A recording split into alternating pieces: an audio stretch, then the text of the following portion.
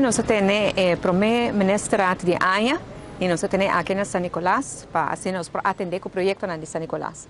Junto com a San Nicolás Business Association, nós temos a apresentação de 5 diferentes projetos. Projeto na roupa interessante, projeto na que genera roupa flujo de turistas e de pessoas aqui na San Nicolás. Traga cupo de emprego, especialmente para gente aqui na Pariba de Brug, pero cria desarrollo econômico para a gente Aruba a la vez.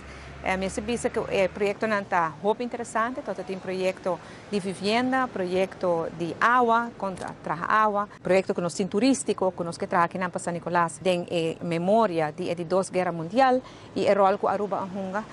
Nós temos apresentação também para o que é a agricultura, grande quantidade de apresentação de projetos que por ajuda nos desarrollar nossa economia. Me está somente agradecido na San Nicolás Business Association para ajudar-nos a pensar aqui, através de nós, para nos fazer apresentação aqui. Tanto está presente também funcionários de DOE e de DEP, para assim ajudar-nos e assistir-nos no processo aqui. E me tem toda confiança que o projeto aqui lo por vir uma realidade e assim nós podemos criar o progresso e bem-estar que nós estamos buscando para Aruba em geral, mas especialmente aqui na San Nicolás. Durante o gabinete Wave Cruz 1 e 2, sabe de 4 viagens nós temos ministrado aqui na San Nicolás, para assim atender especificamente o tema de San Nicolás.